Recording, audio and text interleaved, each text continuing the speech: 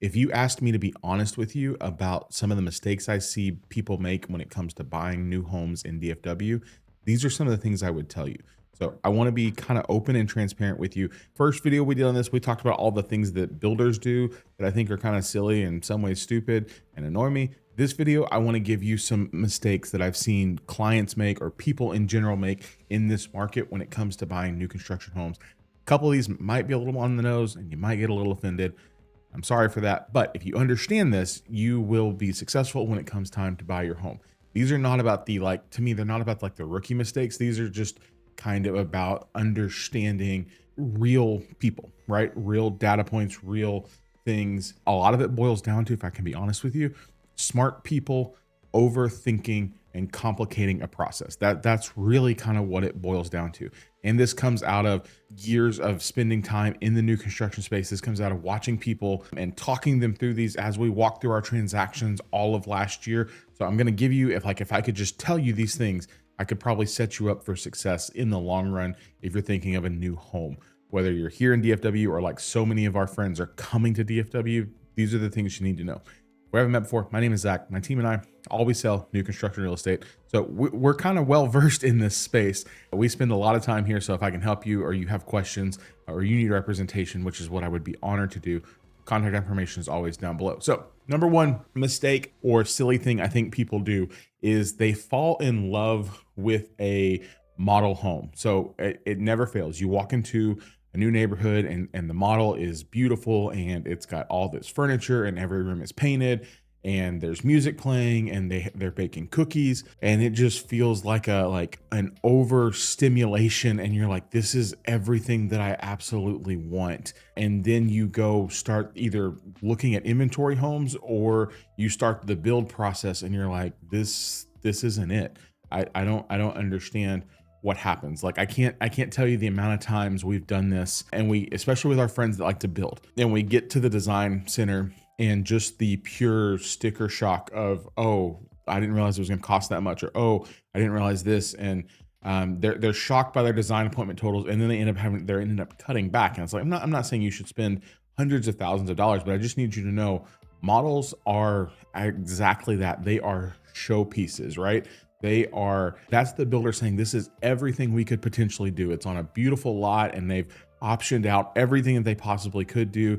And then even they do some things that, like, if you're like, oh, can you do that in our house? And they're like, no. And it's like, well, why is it even in the model, right? They are designed to get you in the door to see all of the potential, right? So if you fall in love with that model, you're going to be disappointed, right? It's going to break your heart. You're going to have to get over it and you're going to have to move on. I want you to see it for what it is. I want you to see it for the potential. I don't want you to see it for the absolute, right? Like this is, I feel like this is how my wife saw me when she picked me. She saw me for my potential, not for what I could become. And she's kind of made me into what she wanted me to be over all of these years. So same kind of thing. You're seeing it for the potential, seeing what's out there. Oftentimes we see this emotional commitment before we see the true financial clarity, right? And you're like, oh, I think I want all of this. And you're like, whoa, wait a minute. That's going to cost a lot. So don't let that thing be a tripping stone for you. I couldn't figure it out. Don't let it be a stumbling block for you. I want you to start with, the lot and the structure and build out really good bones. And then just be mindful of, hey, what should you upgrade? What shouldn't you upgrade? And we can talk at length about those kind of things, but just know, like, you fall in love with a model, you might get home and be disappointed the next morning, because there's so much of it is designed to sell emotions, not so much to set expectations. Now, a really good salesperson, when you walk in the model, they will be able to talk you through what's standard and what is an upgrade. And so you just need to make sure you ask, right? Like, hey, if you're looking at this home, like, tell me about what is standard in this house. Tell me about what's an upgrade in this house. And some builders do way more upgrades than others. Some of them kind of do a really good job of keeping it pretty scaled back and pretty contained. So just ask those questions. Ask for hey, what are the standard features for this floor plan? Hey, what are the standard features for this neighborhood? Because every neighborhood, even if you like a certain floor plan, could have a different standard feature for that neighborhood based on the location or based on the price point. So again, we're here. The goal of the model, I'm just giving you the inside scoop, is designed to sell your emotions and to get you excited emotionally before you commit financially, not to set expectations. So you got to get on the same wavelength with that one. Second thing that I wish buyers would just kind of do a little bit better job of is they try and time the market instead of reading the specific neighborhood, right? So everybody's always looking for the perfect timing in the market. Well, should we do this or should we do this? And all you have to do is get online and people tell you, oh, it's a great time to buy. Oh, it's a terrible time to buy. Oh, you should never buy. Oh, prices are going to come down. Oh, you should do this. Oh, you should do that. And then you get all of this noise going on in your head and you're like, what should I actually be doing? Right. So I need you to just kind of look at it like as look at your personal situation and figure out what's best for you and your family, right? For some people, this is a great time to buy. For others, I'll be honest with you, you need to wait. And you have to decide that, and don't let anybody externally put that pressure on you to make that decision one way or the other. But even beyond that, like you have to kind of look at every neighborhood and every city, especially in DFW, because there's so many different pockets and there's so many different like micro markets that what's happening in Rockwall is very different than what's happening in Waxahachie, or what's happening in Winsong Ranch is not the same as what's happening in Meraki in Forney. So you kind of have to look at each market individually and piece those things together. And you're not going to get that reflected in the national news. Of course, you can go and look and read all of the headlines and try and time it absolutely perfectly, but it's just not going to work. Like the timing that's perfect is the time that works for you. And I know that sounds cliche and preachy, and I don't want that to be that way. Timing that's perfect is the time that's going to work for you. So guys, you don't buy a market, you buy a neighborhood, you buy a home, you buy a place to create memories, you buy a place to raise your family. And timing is just a small piece of that. So start asking those questions as you're in the neighborhoods. Like, hey, tell me about how many homes have y'all sold this month? How many homes are y'all expecting to build? What's kind of been the vibe? Like start asking those intelligent questions either of your agent or of your sales rep so that you can get some of those pieces and start putting together the puzzle. Because that's really what it comes down to, is I want you to put together a complete puzzle of all of these things to come together and build your home. You can always try and time it. And yes, you're going to find good deals and you're going to find opportunities, but somebody's always going to find a better deal. It's just the nature of the beast. And so you can't perfectly time it unless you're focused on what is perfect for your timing. Except kind of cliche, which leads me to the third point. And this one is kind of hard because I believe in the tension of this idea that we have a lot of buyers that feel like they're optimizing for the perfect deal instead of the right deal. Like you want so many things to go right in order to get the perfect deal put together that you're hopping, city to city or builder to builder. And then you're like, oh, well, I like this, but I like that. And then you end up like the more data you pull in, you end up in this analysis paralysis where you're like, I can't do anything, right? Like I can't make this happen and I can't make that happen. And I don't know. And I'm trying to compare here and compare there. And then you just get yourself stuck. And then you're like, oh, well, they got this deal or they got that deal, or I saw this person get that deal or anything like that. And then what ends up happening is you don't do anything, or your transaction falls apart based on small details, right? You can only do so much in a deal to make something work and make sense. Indecision might be the thing that loses you a deal. There is tons and tons of depth in the DFW market, but there is not infinite depth. And then what I end up seeing happening is people end up chasing different incentives. They keep shopping even after they find their right home, or they're like, oh, they're like, you got to make the home fit instead of making like the deal fit, right? Like the perfect deal is not going to exist, but good deals do disappear every single day. And the market rewards decisiveness more than perfection, and it's going to punish hesitation over and imperfection, right? So optimize inside the deal, find the stuff that makes the most sense for you, and find the house, right? You have to get to the point. What I see happening is I feel like a lot of people get so fixated on all of the builder incentives and all of the things that they could give you for the opportunity that they end up saying yes to a deal, but like hating the house. And I don't want that to be the case for you. So optimize the house first, like make it fit for you and your family, make it be something that makes sense for you guys. And then let's work our way into those numbers and those deals that get you where you need to be. So please, get the deal. Trust me. We saw our buyers last year. We pulled down almost 7 figures in incentives and closing costs and price reduction. And so the goal this year is to get over that $1 million mark in terms of incentives. We got super close. So trust me, I'm telling you, those are out there, but don't let what's going on the deal side override the house and make sure you love the house, make sure the house fits for you and your family. Make sure that you're understanding all of the as much as you can without getting to this place of like total analysis paralysis. Number 4, assumption. And this comes with time in the market, and this comes with understanding how, things move and flow and conversations. But don't be the person that assumes every single builder operates the same way, because they don't. They all have their own nuances. They all have their own strategies. They all have their own marketing. They all have their own training. There are some similarities across the board, but for a lot of them, hey, the way Highland negotiates is different than the way Trophy negotiates, and it's different than the way Pacesetter negotiates, or Lennar, or craziness of Horton, or any of those kind of things, right? So volume builders versus custom builders versus semi-custom builders versus a builder that's only going to sell 300 homes versus a builder that's going to sell 3,000 homes. All of those things come out a little bit differently, and you can't treat them all the same. You also can't treat them all the same in terms of understanding their warranty and their construction process and their quality and their pricing.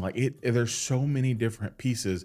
It's like, hey, you don't get to go to Chick-fil-A and order a hamburger like that. They just don't have it, right? But you don't go to wherever else. You don't go to McDonald's and hope that their chicken's going to be good, because it's not. It's like Chick-fil-A. You want the Chick-fil-A chicken.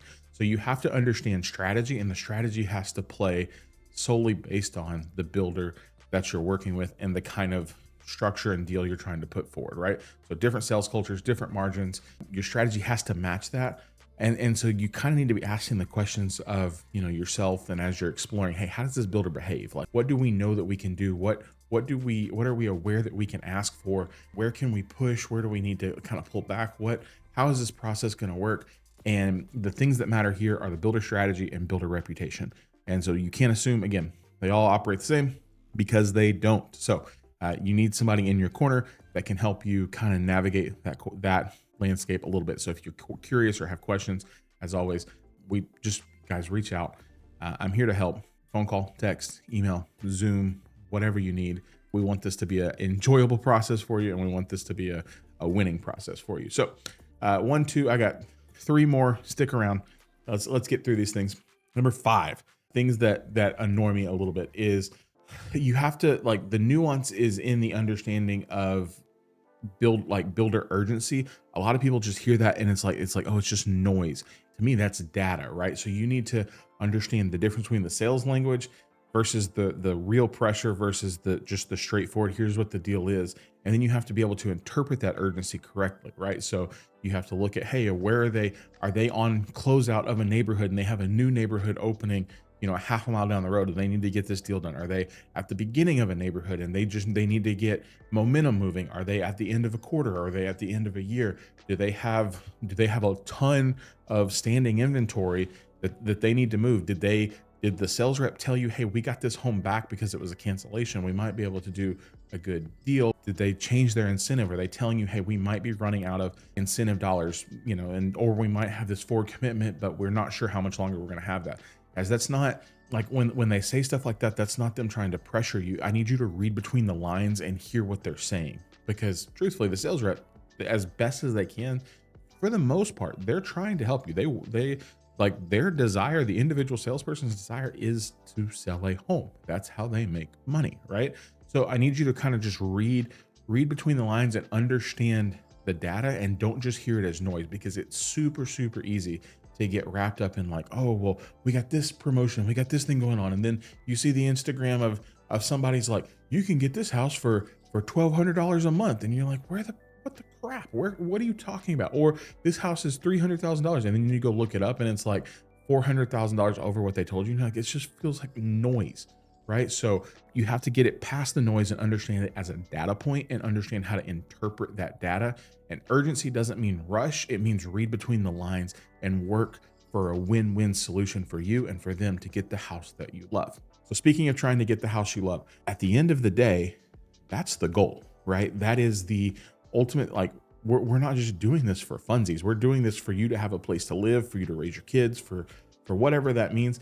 And I think sometimes, I want to hold your hand when I say this, I think sometimes I see egos get in the way of making a deal work. And it's the ego of the sales rep, or it's the ego of the buyer, or it's like, and you work so hard to feel like you have to win the negotiation, but really you have to win the house, right? And so at some point, ego versus outcome comes into play, and you start just pushing for the sake of pushing. Should you ask for a price reduction? Yeah, probably. Should you ask for incentives? Yeah, probably. Should you be absolutely unrealistic and ask for things and then get mad when they don't give them to you? No. You have to know your non-negotiables, right? You have to know what you can ask for and what you can't ask for. And you have to, and at the same time, you have to be at the point where you're either okay if they say no, or you have to be willing to walk away, and you have to decide that. And I see so many times we get so close on getting a home done, and it's like you like there's just this one little step or this one little piece, and you can't get yourself over the, well, I couldn't, they couldn't do that. And it's like, well, yeah, they couldn't do that, but do you see what else they did? Yeah, but they wouldn't do that one thing. Well, okay. Well, over the grand scheme of this home, is that one thing really gonna, like, they wouldn't give you appliances? Okay, cool. Do you really want their, basic level appliances? Yes. Okay. If they don't give them to you, are you gonna lose the house that you love because you love everything else about it? It's the great school district for your kids. It's down the street from work. You found a church that you love. You like the neighborhood. It's on a corner lot. You're willing to walk away from all of that for this. Don't be that way. Don't try and win the negotiation, but lose the house. Again, you should negotiate. You should ask questions. You should be firm, but you should also be gracious. You should also be reasonable. And all of those things can exist together. And I just don't want to see you lose just to feel better about yourself.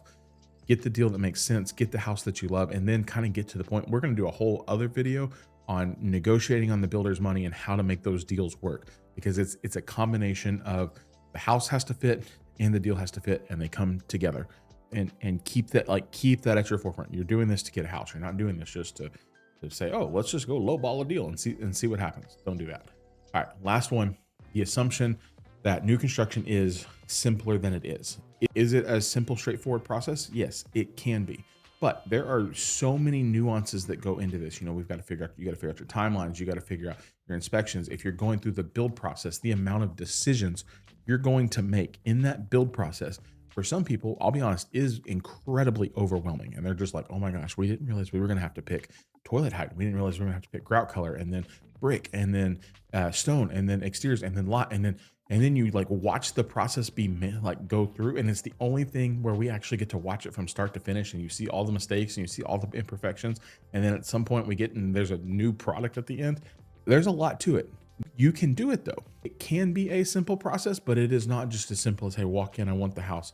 You've also got to figure out, hey, there's the mortgage piece. And I think this is a thing that kicks a lot of people's rears, is they don't understand how invasive a mortgage application is going to be. They're going to look at everything: credit score, debt, income, liabilities, who you were married to, who you're not married to, your names, your alibis, your citizenship status, you name it. They're going to turn over that rock, and people just don't realize how much goes into that process. And so, can you do it? Absolutely. We help people all the time make it happen. But this thought of like, oh, I'm just going to go say I want to buy a house, and then I'm going to buy a house. It doesn't happen. Like, again, we've talked about in other videos, like, this market does not reward hope. It rewards preparation. And if you're not willing to do the prep to get to where you need to be, it's going to be a little bit difficult. If you're willing to like work with people who understand the environment and work with experts who can guide you along the way, and be open-minded, like, and just understand like, hey, this is going to be a project, like not just a purchase, but a project, you can be successful. So I don't want to oversimplify it, but I also don't want to tell you, yeah, it's just as easy as like doing this thing. Like, it also is one of those things where it's like, hey, there's people like, oh, there's no risk. There's definitely risk involved. Like, you still have to like understand the risk of, hey, you're buying an asset. There is money involved, there is emotions involved, there's all of these things. So like, it doesn't remove this risk, it just like changes how it shows up comparative to like buying on the resale market, or looking at, buying from an individual. It's a very different conversation, but it's still, there's still nuances to it that you need to understand. So I will tell you, most of the time when I see buyers, like, the mistakes they make are not based on intelligence, right? Like, this is not like, oh, you're dumb and you just don't know.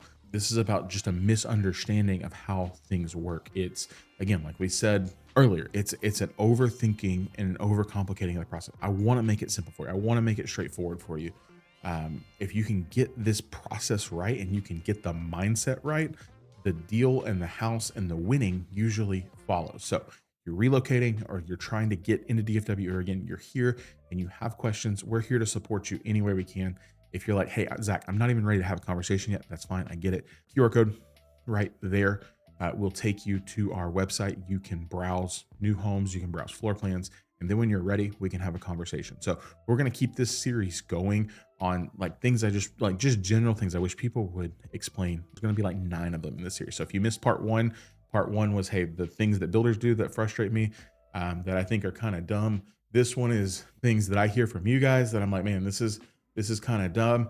And the next one we're going to get to is, hey, here's how we do this thing without screwing it up. So I'm going to give you some pro tips to get you some confidence in how we're doing this. So guys, appreciate you. We'll see you in our next video.